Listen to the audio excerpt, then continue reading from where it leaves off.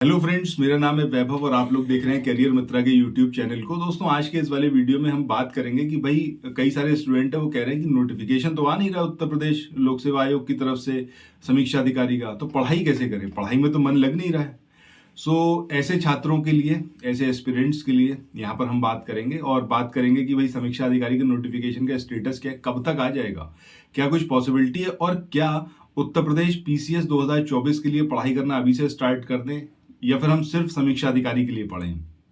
तो तीन ये बेसिक पॉइंट है, इन पर बात करेंगे।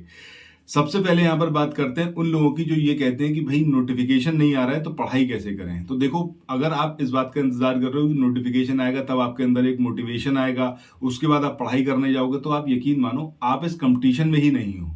आप इस कंपटीशन से बहुत पहले ही बाहर हो चुके हो। आप सिर्फ फॉर्म भरोगे, उत्तर प्रदेश लोक सेवा आयोग को जो भी थोड़ा बहुत पैसा है वो आपकी तरफ से दिया जाएगा। इसके अलावा दूसरा कोई काम नहीं होना है भाई।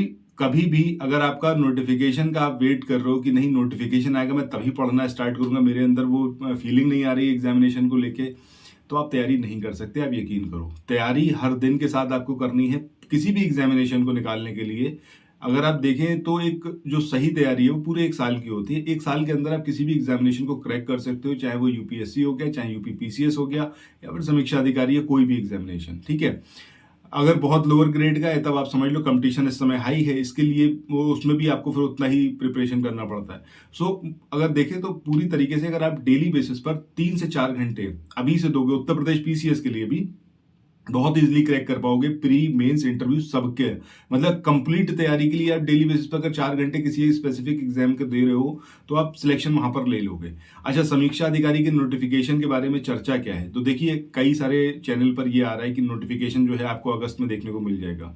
देखो, अगस्त में अगर नोटिफिकेशन आना है तो जुलाई के अंदर ही उत्तर प्रदेश लोक सेवा आयोग की वेबसाइट पर इससे संबंधित न्यूज आ जाएगी, क्योंकि ये अब पहले ही आयोग कर चुका है कि 1 महीने बाद जो भी इवेंट होना होता है उस इवेंट के बारे में पहले से ही पब्लिश कर दिया जाता है कि ये इवेंट होंगे, चाहे वो कोई इंटरव्यू हो गया, चाहे वो कोई एग्जाम का कंडक्ट हो गया, या फिर कोई एडवर्टीजमेंट आने वाला है, नोटिफिकेशन आने वाला है, ठीक है। तो ये सारी चीजें पहले ही क्लियर हो जाती हैं। तो अगर अगस्त में आना होगा तो जुलाई में ही इसके बारे में इंफॉर्मेशन मिल जाएगी। अब जरूरी क्या है कि तैयारी आज और अभी से करना स्टार्ट कर दो। तैयारी में कोई विलंब मत करो। एग्जामिनेशन तो कंडक्ट होना है यारों का, ठीक है। ये तो है ही नहीं कि एग्जामिनेशन कंडक्ट ना हो। वैकेंसीज बहुत ज्यादा नहीं आएंगी, इतना आप यकीन रखो। वैकेंसी बहुत लिमिटेड आएंगी तो कंपटीशन हाई हो जाएगा। उस कंपटीशन को बीट करने के लिए आज और अभी से पढ़ना बेहद जरूरी है। पढ़ो इस तरीके से ताकि प्री विद जो लोक से आपका उत्तर प्रदेश पीसीएस का एग्जाम होगा, पीसीएस वाला, ठीक है, तो उसमें भी आप कंप्लीट कर पाओ। अब बात यह होती है कि पढ़ाई कैसे करें कि लोक सेवा आयोग की तरफ से कंडक्ट कराए जाने वाले समीक्षा अधिकारी और जो पीसीएस का पेपर है दोनों में एक साथ हम काम कर पाए, बढ़िया पेपर अटेम्प्ट कर पाए। तो उसके लिए जरूरी यह है कि जब आप जीएस पढ़ रहे हो, तो आप चाहे हिस्ट्री पढ़ रहे हो, ज्योग्राफी पढ़ रहे हो, कोई भी दूसरा सब्जेक्ट पढ़ रहे हो, तो उसको पीसीएस के पॉइंट ऑफ व्यू से ही पढ़ो, ठीक है। मतलब है तो दोनों का लेवल एक सा ही, चाहे आरओ की बात करें या फिर हम बात करें जो पीसीएस का एग्जाम है। बट पीसीएस में क्या है, आपको मेंस भी देना है, थोड़ा सा इन डेप्थ पूछा जा सकता है, और वो उतना ही लेवल आपका आरओ का भी रहने वाला है। तो किसी भी पर्टिकुलर टॉपिक को जब आप पढ़ रहे हो तो उसको इन डेप्थ पढ़ो। मान लो आप पॉलिटी का पढ़ रहे हो, आप संवैधानिक विकास पढ़ रहे हो, तो संवैधानिक विकास में सिर्फ आप प्रावधान पढ़ रहे हो, नहीं, सिर्फ प्रावधान मत पढ़ो उसके, वो तो आपको पढ़ने ही है, ठीक है, वो तो मैंडेटरी है ही है।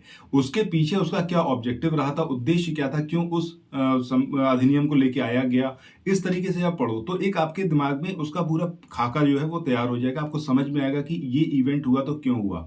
जैसे अगर 1773 का रेगुलेटिंग एक्ट था, अब उसमें सुप्रीम कोर्ट बनाया गया, उसमें इस बात पर प्रोहिबिशन किया गया कि भाई कोई भी उपहार नहीं ले सकते, आप रिश्वत नहीं ले सकते इंडियन से। क्यों करा गया? क्योंकि भाई इतनी ज्यादा उस समय कंपनी के जो कर्मचारी थे वो भ्रष्टाचार में लिप्त थे, उस पर कंट्रोल करना था।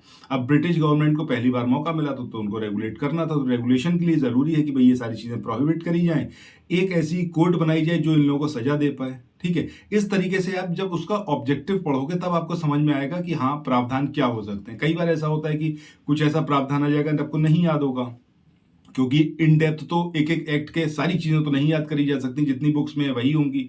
अगर एग्जामिनेशन में बहुत ज्यादा टफ क्वेश्चन पूछ लिया जाए बुक से बाहर, तब भी आप अटेम्प्ट कर पाओगे अगर आपको वो ऑब्जेक्टिव पता हो कि कारण क्या था, क्यों इस चीज को करा गया। इसी तरीके से ज्योग्राफी में हम बात कर लें, ज्योग्राफी में कोई टॉपिक होगा तब भी उस टॉपिक का अगर आपको पता होगा कि हाँ पूरी उसकी स्टोरी क्या है, ठीक है, मतलब